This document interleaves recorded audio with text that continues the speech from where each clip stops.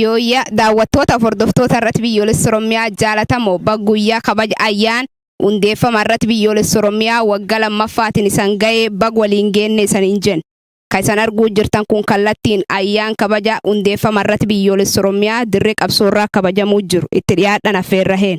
Ayyee isanillee bag guyyaa hundeeffama irratti biyyoolessa Oromiyaa waggaa lammaffaatiin isan ga'ee isaniin jenna. Sagantaa guyyaa irraati qabnammoo wal duraa duuban isanii dhiyeessaa deemnaa tokkoffaa yaadannoo goototaa jaalleellisaa nu dhiyaata yaadannoo goototaatiif jaalleellisaa nu simadha.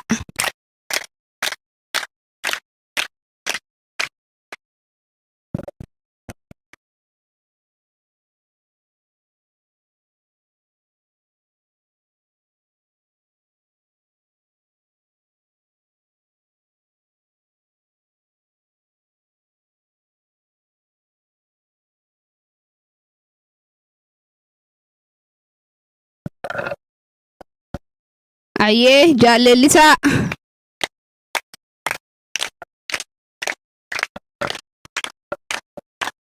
Ayyee sagantaan kennan mallee tuufaa sagantaan kan itti fuufammoo sagantaa eebba bunaatii Oromoon gaaddisiisaa jalqaba eebban jalqabataa akkuma aadaa heennaa amma jaaroleen as kee jirtan wal duraa duuban nu eebbistanii sagantaa bun ho'aan eebbat dabar.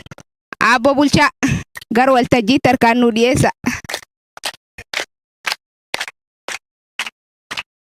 Odaa gurraacha nuu dhageesse gannaalee siidaa gurraacha nuu dhageettu nu owwaadhu hadaammaa tulluu nu owwaadhu tulluun nu baase akkasuma bishoottuu nu owwaadhu dhageettu nu owwaadhu karaa jiraan bahee rabbi nu baase adoowwii rabbi nurraa casse horsadiin nuu dhagee gada bidhugoo nuu dhagee garbaandoo nuu dhagee buudaa karrayyuu nuu dhagee coqorsa liiban nuu dhagee gannaalee siidaa gurraacha nuu dhagee odaa doolaa nuu dhagee baddaa hurrii nuu dhagee baddaa gaamadoo nuu dhagee yaa ballo garbii nuu dhagee garbummaa jalaa nu baase irra nu aas nu milkoomsi luugi nuu dhagee dhaddacha warraabi nuu dhagee bayyidhabaa nuu dhagee bayyaa booranaa nuu dhagee ergaabi nuu dhagee eela gabaabaa nuu dhagee hargeelle nuu dhagee hargeessaa nuu dhagee odaa nabi nuu dhagee odaa gurraacha nuu dhagee mata walaabu nuu dhagee irra nu aas bunni buna nagaa haa ta'u injifannoo haa taatu woboo kaabaa kibba jirtanii baalixa jirtanii addee jirtan maraa injifannoo teessan rabbi sinii haa galmeessu injifannoo teenna rabbi nuu galmeessu hoogganaan keenna kalolee lolchiisu rabbi nuu godhu duruu ta'eera rabbi fiixaan nuu baasu walabummaan nuu dhaqqabe birmadummaan nuu dhaqqabe hiree murteeffannaa teenna nuu gonfachiisu. Waaqa addee jirru tufaa woboo kophee irraan citini hidhannoo irraan bu'ini irra nu aas kaabatti kibbatti baatti lixatti woboon haa baroodu hidhantooti teenna keellaan keessan banaa haa ta'u balbatti teessan banaa haa taatu ulfiin balbala sanii haa caccabdu barattoota teenna dargaggoota teenna woboo aba'oo addee jirtan mara akka qeeransaa yaasa akka kinniisaa idda akka yayyii saama gangacha irraa hiika itti teessan ji'a aduu haa taatu aduu bakkalcha haa taatu bakkalcha baattirii haa taatu sammuun teessan sammuu nama miliyeenaa haa taatu irra jiraadha Oromiyaa dhuunfadha Oromiyaa teenna nuu gali harmee teenna nuu gali handhuura teenna nuu gali injifannoon ta'u uummata Oromooti gadaan gadaa bilisummaati. Daawwattootaaf hordoftoota keenya jaalatamoo qophiin keenya akkuma itti fufee jira guyyaan hundeeffama irratti biyyoolessa Oromiyaa waggaa lammaffaan isaa bifa oowwan dirree qabsoorraa kabajamuu jira am sagantaa eebbaa irraan ammallee sagantaan keenya akkuma itti fufee jira sirbi tokko eebbisaa solaarraa gatiin nu dhiyaata jaaleebbisaa gar waltajjiin nu simadha.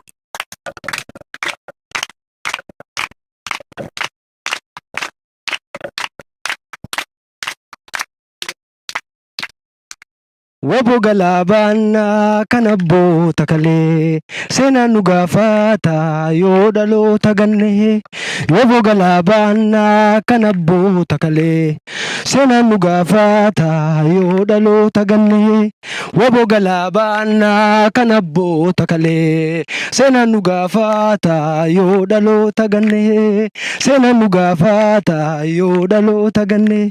Falmaa dhugaa hirbuu baatu kan sii jedhee lubbuu baasu iddoo turiitti hin argamne kan qawwee isaan diina raasu. Falmaa dhugaa hirbuu baatu kan sii jedhee lubbuu baasu iddoo turiitti hin argamne kan qawwee isaan diina raasu. Kan qawwee isaan diina raasu. Kan qawwee isaan diina raasu. Hayyoolmi kee si gaafataa jiramsi yaafachaa. Abboolmi kee si gaafachaa jiramsi yaafachaa. Iji muka nuuf damma moggeeti damma moggee. Firiin muka nuuf damma moggeeti damma moggee. Nuuf damma moggeeti damma moggee.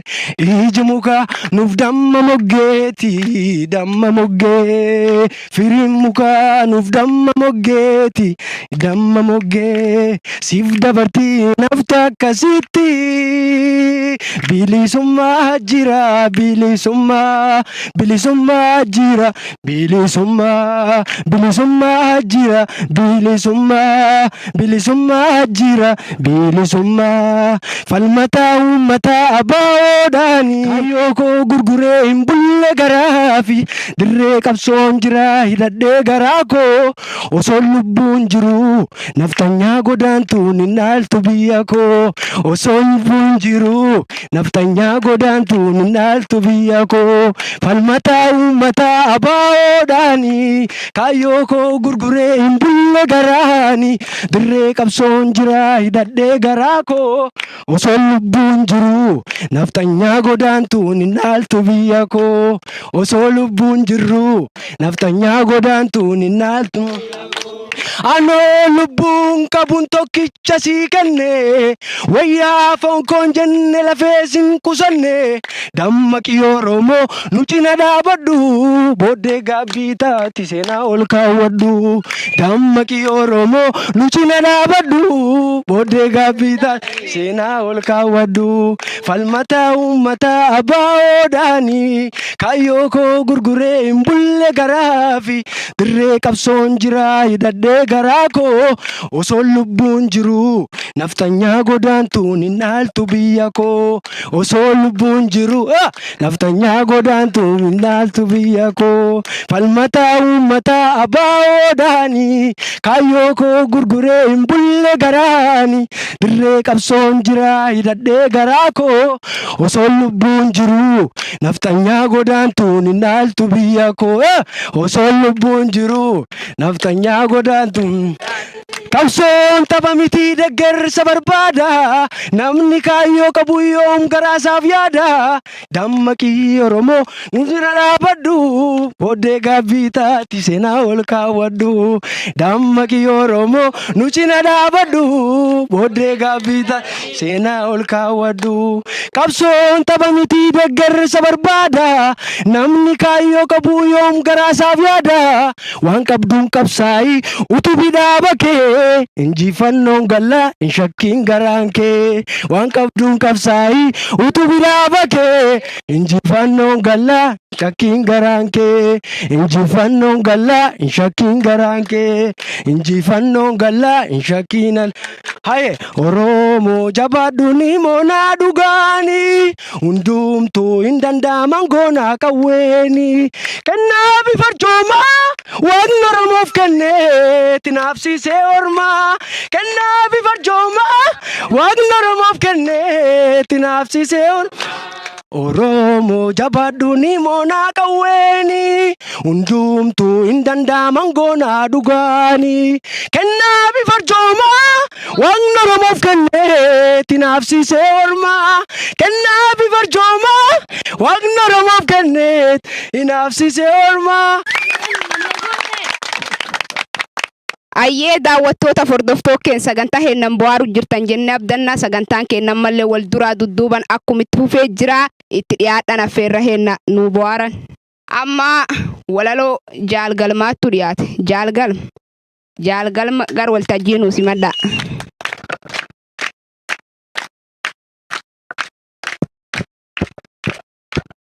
Galatoomeedha. Walaloo gabaabdu tokko isaanii dhiyeessa. Arrat jedha. Arrat biyyoolessaa agartuu saba Oromoo sagalee cunqurfamaa yaa iyyaafata qomoo. Miidiyaa uummata bal'aa abdii cunqurfamoota itit dhiigaf lafeetiin kan ijaare gootota. Itit dhiigaf lafeetiin kan ijaare gootota. Miidiyaa hiyyeessaati as sagalee rasaas caalu mootii dorgoman qabne sabni kan kesinaalu. Dhaloonni isa dhiyoodha hojiidhaan ta'e mataa guyyaa jaba geettan guyyaa hundeeffama irrata guyyaa jaba geettan guyyaa hundeeffama irrata. Waxabajjii 22 barkum 2020 tamsaas qara jalqabde tarkaanfii fuulduraatiif uummataaf waada galte.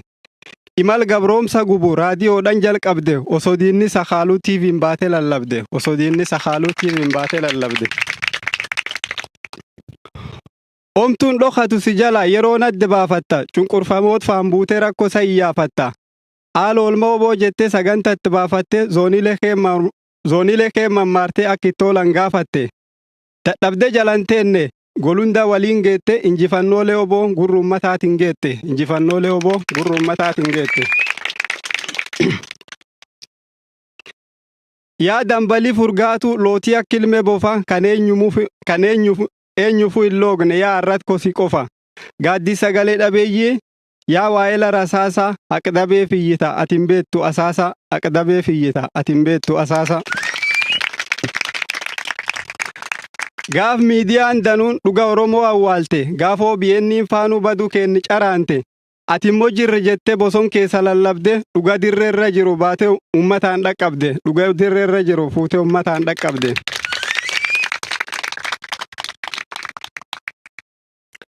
Gaaf diinni Oromoo qoqoodu tokkummaarra cimte akeekaaf kaayoo diina baastee uummataaf himte. Sabqunnamtii uummataa yaa wal barsiiftuu qomoo siinan boona arrata arrat sagalee Oromoo siinan boona arrata arrat sagalee Oromoo. Umnibsaati faraaddee dukkan jabduun ifanne gamoo gurgudda yaaddee amni kan keen gufanne bosonum kees teessee jabinni itti agarsiifte umurii wagga tokko gabroonfata mamsiifte umurii wagga tokkotti gabroonfata mamsiifte. Diinni maqasitti baasee miidiyaa shanee jedhu waa'ee kee beekuun dhimnaan adda baafachuu fedhu. Danuus si odeeffata shakkittuu meteessoon kee nuuf garuu mamiin qabdu jabaatee rakeessoon kee nuuf garuu mamiin qabdu jabaatee rakeessoon kee. Taatee kaaba gabaastee irriin tartu kan kibba hundaafuu qix hojjetta tokkoyyuun qabdu jibba. Kan lixarra marmaartee kan baasinan qanne bitaaf mirgirra ceete giddugal hin daganne. Kennayyuu irraan tarte firoot kenni yaadatte sidaama fogaadenas dhibde isaanii gaafatte sidaama fogaadenas dhibde isaanii gaafatte. Benishaangul tumsite hin daganne Gambeella rakkoof bal'inni isaanii fuute addunyaan geetta. Benishaangul yaadatte hin daganne Gambeella rakkoo isaanii fuute gurra addunyaatiin geetta. Edduu siif of kitime dhiigaf lafeen gootota aqdhoo hateef lallabda hin gabbartu mootota aqdhoo hateef lallabda hin gabbartu mootota.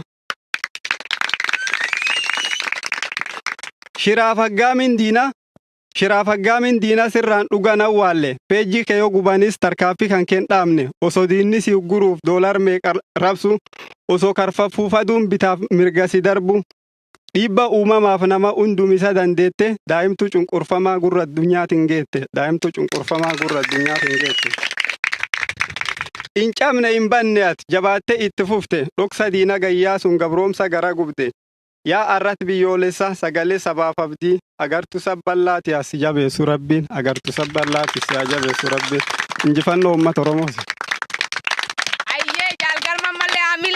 Batalisaan nu deebisa. Muragarumaatti dhufa.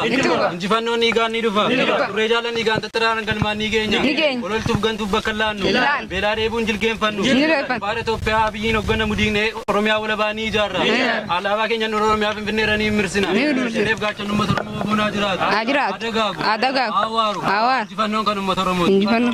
Ayyee daawwattootaaf hordoftoota irratti biyyoolessa Oromiyaa hammamman ciiftanii nu hordofuu jirtan karaa YouTube TV irratti biyyoolessa Oromiyaatiif raadiyoo Telegram karaa toor miidiyaa hawaasaa cufaan arratti biyyoolessa Oromiyaa hordofuu jirtan irdeebin ammallee guyyaa seena qabeessa hundeeffamu waggaa lammaffaa irratti biyyoolessa Oromiyaatiin isan ga'ee jechaa sagantaan keenya ammallee wal duraa duuban akkumitti hufee jira.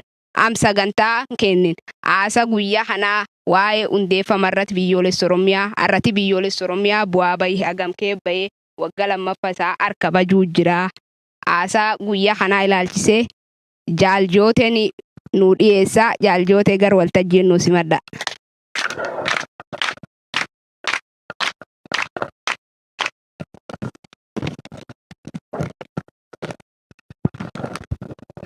Tole kabajamoo miseensa gumii sabaa ABO fi ajaja waraana bilisummaa Oromoo zoonii kibbaa Jaal Leellisaa Duulaa. Kabajamoo miseensa gumii sabaa ABO fi qondaala olaanaa waraana bilisummaa Oromoo zoonii kibbaa Jaal Gaaddisaa Jibaat. Kabajamoo miseensa gumii sabaa ABO fi qondaala olaanaa ABO zoonii kibbaa Jaal Biqilaa Lammii. Kabajamoo abbaa keenya gorsaa keenya galmee oboo guddaa Jaal Bulchaa Sooressaa. Kabajamtoota qondaalota waraana bilisummaa Oromoo sadarkaa adda addaarra jirtan. Kabajamtoota gaazexeessitoota fi hojjettoota raadiyoo fi TV arrata biyyoolessaa Oromiyaa. Kabajamtoota miseensota waraana bilisummaa Oromoo zoonii kibbaa arma jirtan. Baga guyyaa hundeeffama waggaa lammaffaa raadiyoo fi TV arrata biyyoolessaa Oromiyaa nagaan geessanan isiniin jedha. Egaa akkuma amma walaloo irraa tuqame kan reediyoo fi TV'n arrata biyyoolessaa yeroo dheeraadhaaf waggoottan lamaan kana keessatti bu'aa bahii gugurdoo rakkoolee walxaxaa hedduu keessa darbee sadarkaa har'a irra jirru kana gubbaa gahee guyyaa diinni peejii irratti gubaa yuutuubii irratti gubaa bu'aa bahii hedduu keessa gaazexeessitoonni fi hojjettoonni TV fi raadiyoo arrata biyyoolessa Oromiyaa dadhabni nuffin otoo hin jenne innaa kana guban kan biraa bananii innaa kan cufan kan biraa banuudhaan haala walxaxaa fi rakkoolee adda addaa keessatti goleelee Oromiyaa guutuu bakka waraanni bilisummaa Oromoo jiru cufaaf rakkoo uummata Oromoo mootummaan gabroonfataa irraan gahaa jiru suuraaf viidiyoon deeggaruudhaan haala rakkisaa neetwoorkiin hin jirre keessatti bilbilli chaarjar rakkisu keessatti hojjetoonni fi gaazexeessitoonni TV fi raadiyoo arrata biyyoolessa Oromiyaa hojii boonsaa hojjechuudhaan uummata isaaniitti sagalee ta'uudhaan rakkoo uummata isaanii irra ga'u cufayyuu gurra addunyaa dhageessisuudhaan tattaaffii isaan godhaniif dinqisiifachaa guyyaa eebbifamaa waggaa lammaffaa isaanii har'a bifa kanaan egaa bakkum jiranitti kabajataa jiranii irra deebi'uudhaan baga geessan baga gammaddan isiniin jedha. Haala walxaxaa haala rakkisaan ammas gara fuulduraattis aga galiin kaaneef bakkaan geenyutti diinni keenya nuurraaf waan ta'eef bifa garagaraatiin nutti duulamee nu ukkaamsuudhaaf uummata keenya ukkaamsuuf sagaleen isaanii akka addunyaatti hin dhaga'amne gochuudhaaf karaa miidiyaa of harkaa qabaniitiin maqaa waraana bilisummaa Oromootii fi maqaa dhaaba kanaa xureessuudhaan kan isaanii dhaadhessanii uummata keenya fixaa jiran uummata keenya dararaa jiran uummata keenya saamaa jiran ittiin dhoksanii mimmiidhaasanii kagabbaasan keessa deemtanii goleelee Oromiyaa cufa keessaa waan uummanni keenya keessa jiru suuraaf viidiyoon deeggartanii shiraa fi cubbuu mootummaan gabroonfataan uummata keenya irraan ga'u saaxiltanii gurra addunyaa dhageessisuudhaaf egaa qophiin isin gochaa turtaniif tattaaffiin isin gochaa turtan uummata Oromoo biratti dinqisiifannaa guddaa qabdu. Irra deebi'uudhaan baga gammaddan baga guyyaa kan geessanan isiniin jedha. Egaa gara fuulduraattis miidiyaan kun miidiyaan hojjetoonni miidiyaa kanaa miseensota waraana bilisummaa Oromoo akkuma ta'an goleelee Oromiyaa cufa keessa haala uummanni Oromoo keessa oolee bulu haala waraanni bilisummaa Oromoo keessa oolee bulu kaleessa meeti maal hojjetan ka jedhan oduu qofaan otoo hin taane suuraaf viidiyoodhaan deeggaruudhaan uummata keessan uummata cunqurfamaa keessa jiru waan hojjettan itti agarsiisuudhaan uummanni Oromoo akka nu duukaa hiriiree nu faana dhaabbatu gochaa jirtanii kunis gara fuulduraatti jabaatee itti fufuun jedha. Uummanni Oromoo keessaaf ala jirtan miidiyaa oduu qabatamaaf oduu qulqulluu ragaan deeggarame haala walxaxaa neetwoorkiin hin jirre ibsaan hin jirre chaarjaan bilbilaa rakkatan keessatti otoo dadhabne hin jedhin otoo walirraan kunne hojii boonsaa akkasii hojjetanii uummata isaaniitiif sagalee ta'an ammalleen deeggarsa keessan eegu uummanni Oromoo keessaan ala jirtan waraana keessanis jabeessaa miidiyaa sagalee uummata keenyaa ta'e kanas cinas akka dhaabattan gamanumaan maqaa waraana bilisummaa Oromootiin waamicha isiniif godha. Galatoomaa irra deebuudhaan gaazexeessitoonni fi hojjettoonni irratti biyyoolessaa bakkana jirtanii fi bakkee garaagaraa jirtan baga geessan baga gammaddan hojii boonsaa hojjettaniif galanni keessan bilisummaa ta'u gara fuulduraattis waan guddoo isinirraa eegna jenna. Galatoomaa ulfaadhaa baga gammaddan. Ayyee jaaljee atilleen fayyatai jaaljoote garteessumaan nuusi marga. Ayyee daawwattootaaf hordoftoota irratti biyyoolessa Oromiyaa jaalatamoo Hahara TV, reediyoo, yuutuubii, telegiraama, peej feesbuukii hennan nu hordofuu jirtan irdeebinee guyyaa seena qabeessa hundeeffama irratti biyyoolessa Oromiyaa waggaa lammaffaatiin isan gahe jechaa sagantaan kennan mallee wal duraa duuban akkuma itti fufee jira. Ayyaanni hundeeffama irratti biyyoolessa Oromiyaa waggaa lammaffaa dirree qabsooti waraan bilisummaa Oromootiin bifa oowwa ta'een kabajamuu jira. Sagantaan kennan mallee akkuma itti fufee jira. Jaalbilisee gar waltajjiin nuusi madhaa walaloo tokko qabdi.